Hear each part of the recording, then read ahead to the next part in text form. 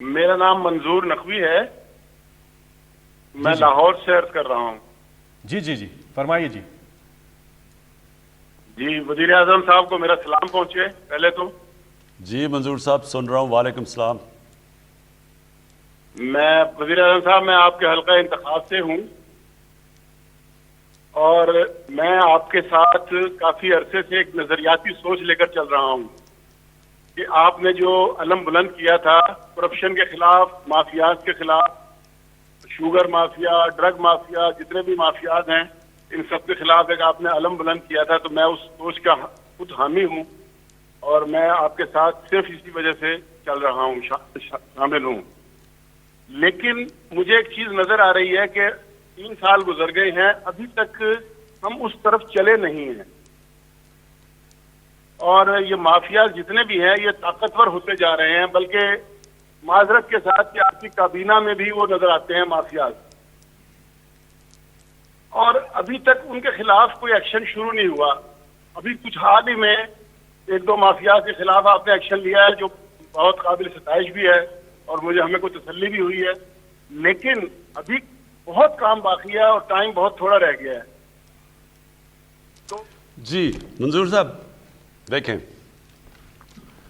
میں جو آپ کے اندر یہ فیلنگ ہے نا کہ تیزی سے چیزیں نہیں ہو رہی، میں پھر سے آپ کو ایک چیز سمجھاتا ہوں. فرینچ ریولوشن ہوئی، انہوں نے جو بھی پرانے تھے ان کی گردنیں اتار دی، ایک دم سارا چینج آ گیا.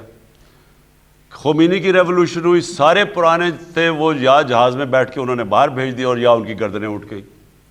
دیکھیں یہ ہے ڈیموکریٹک چینج.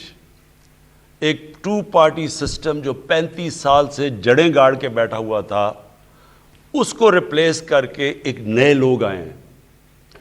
نئے لوگ آئے ہیں جن کو پہلی دفعہ حکومت میں، زیادہ تر تو ہم پہلی دفعہ حکومت میں آئے ہیں، جس کے اندر پرانا سٹرکچر، وہ زیادہ تر وہی لوگ چیزیں بیٹھے ہوئے ہیں، لوگ وہ پرانا سٹرکچر ہے.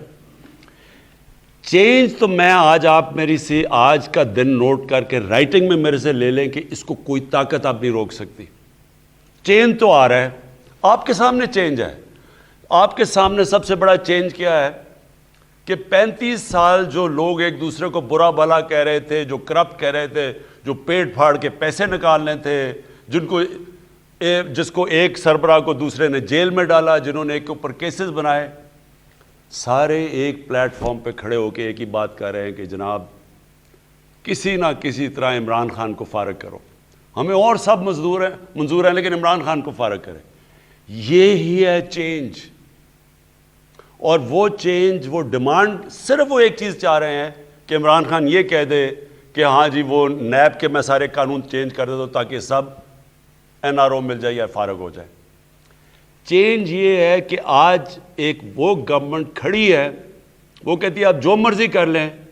ہم نے یہ جو کیسز طاقتور، جو آج تک طاقتور ہمیشہ اپنے لیے پریولیج پوزیشن سمجھتا تھا، پولیس والا آتا تھا تو اسے کہتا تھا پتہ نہیں میں کون ہوں.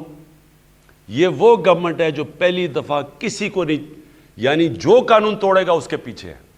آسان نہیں ہے یہ، کبھی بھی کام آسان نہیں تھا.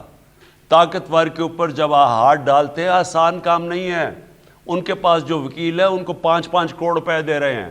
ہمارا ہے نیب کا وکیل یا جو بھی گورنمنٹ کا، وہ چند لاکھ روپے لے رہا ہے.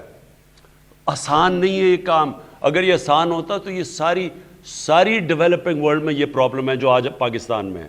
یہ جو میں نے آپ کو شروع میں کہا تھا 1000 ارب ڈالر غریب ملکوں سے امیر ملکوں میں نہ جاتا، کیونکہ ان کے پاس انفراسٹرکچر نہیں ہے، ان کے پاس وہ لیگل سسٹم نہیں ہے روکنے کے لیے اس پیسے کو باہر جانے کے لیے. امیر ملکوں سے کیوں نہیں جا سکتا؟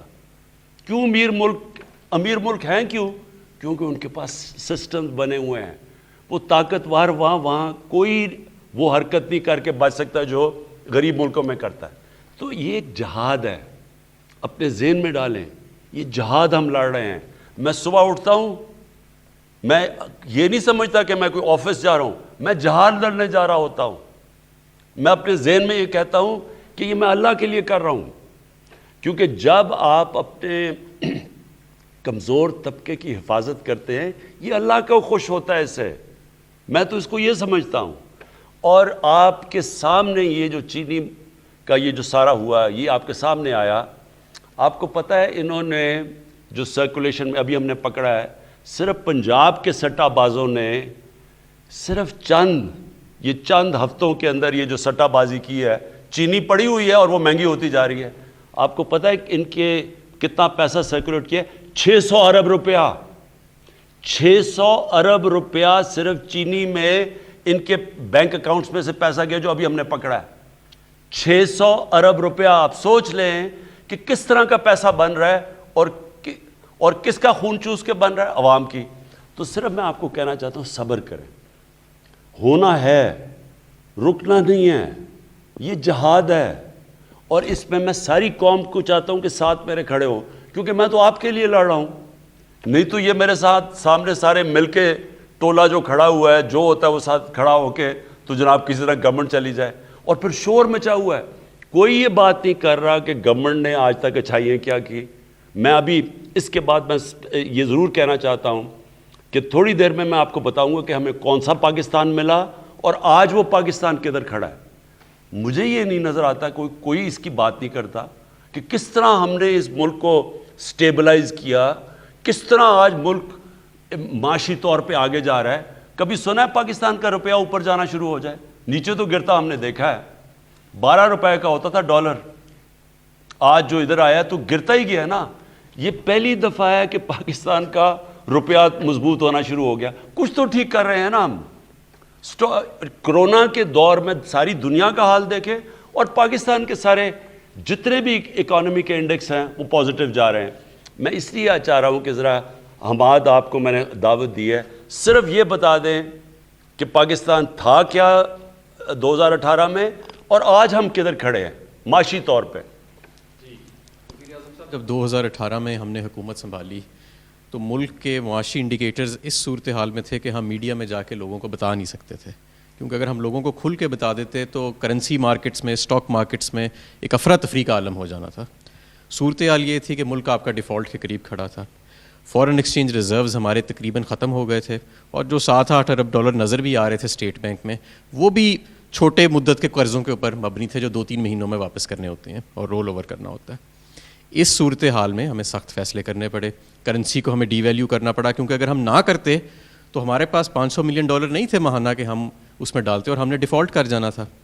پھر ہمیں کچھ انٹرسٹ ریٹ بھی بڑھانا پڑا, لیکن اس کا پھر ہمیں ان سخت فیصلوں کا 1 سال بعد نتیجہ نظر آنا شروع ہو گیا. ہمارا کرنٹ اکاؤنٹ کا خسارہ جو تاریخ کا سب سے بڑا تھا جو ہمیں ملا تھا وہ سرپلس میں چلا گیا. 17 سال کے بعد وہ سرپلس کے اندر گیا. اس کے بعد عالمی ادارے جنہوں نے آپ کے وزیر اعظم بننے سے پہلے معیشت کو ڈاؤن گریڈ کیا تھا پاکستان کی, انہوں نے آپ کے 1 سال کے حکومت سنبھالنے کے بعد ہی پاکستان کی معیشت کو اپ گریڈ کرنا شروع کر دیا, اور صرف 1-2 نے نہیں 3-4 عالمی اداروں نے. اس کے بعد جب ہم یہ ابھی سفر طے کر رہے تھے مستحکم ہونے کا, ہمارے فارن ایکسچینج ریزروز میں بڑھاوا آنا شروع ہو گیا, تو کووڈ کی وبا آ گئی اور ہمارے ارد گرد ہندوستان میں اور دوسرے ممالک میں, یہاں تک کہ برطانیہ میں جو معیشت سی وہ 5 سے 10% تک سکڑ گئی. لیکن کیونکہ آپ نے بر وقت یہ فیصلہ کیا کہ ہم نے صرف جانوں کو نہیں بچانا بلکہ روزگار کو بھی بچانا ہے, تو ہم نے ایک حکمت عملی سے ہم چلے. ہم نے مغربی پالیسیز کو اندھا دھند فالو نہیں کیا, تو ہمیں صرف 0.4% کنٹریکشن یعنی سکڑاؤ نظر آیا, اور وہ بھی ہم نے بڑی جلدی کور کر لیا. جب کووڈ کی وبا آئی تو جو بر وقت ہم نے پیکیجز دیے, 30 لاکھ کاروباروں کے ہم نے بجلی کے بل معاف کیے, تقریباً 1.70 کروڑ گھرانوں کو ہم نے فوری طور پہ احساس کے ذریعے امداد دی, اپنے کاروباروں کو ہم نے سستی مدت کے اوپر قرضے دیے, پے رول فائنینسنگ کی, اور بے شمار ہم نے پیکیجز کا اناؤنس کیا.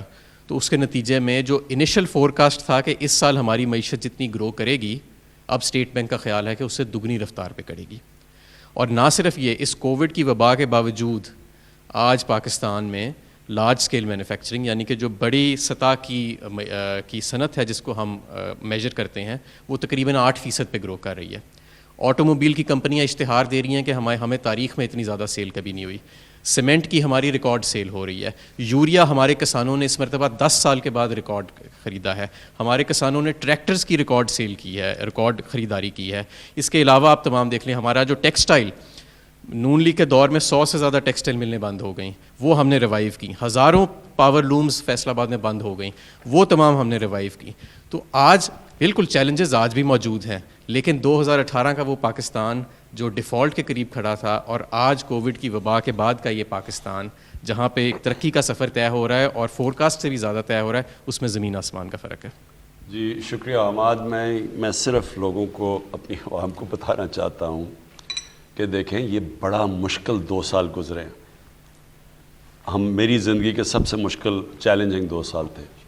وہ 2 سال کیوں مشکل تھے؟ اس لیے کہ اگر یہ ابھی حماد نے بات کی, ڈیفالٹ کر جاتا پاکستان, جو ہمارا پہلا سال تھا وہ اتنا خوفناک تھا کہ اگر ڈیفالٹ کر جاتا. ڈیفالٹ کا مطلب کیا ہے؟ جیسی ڈیفالٹ کا مطلب کہ جو ہم نے پرانے لیے ہوئے قرضوں کے اوپر اگر ہم وہ قسطیں نہ واپس کر سکتے, سود نہ واپس کر سکتے, تو انٹرنیشنل کمیونٹی نے پاکستان کے اوپر ڈیفالٹ جب کر دینا تھا تو اس کا سیدھا امپیکٹ روپے پہ جانا تھا. اور روپیہ جو اللہ کا کرم ہے کہ آج اوپر جا رہا ہے, اس روپے نے کدھر پہنچنا تھا. ہمارے تو کئی دانشور شروع ہو گئے تھے کہنے کہ 200 روپے پہ پہنچ جائے گا, 250 روپے پہ. اگر ڈیفالٹ کر جاتا تو 250 روپے پہ بھی کیوں رکتا؟ ہمارے پاس تو فورن ایکسچینج ہی نہیں تھا. تو جب روپیہ تب گرتا ڈیفالٹ کر کے, تو یہ سمجھ آئیں کہ جو آج مہنگائی ہے یہ آپ اس کو مہنگائی نہ سمجھیں.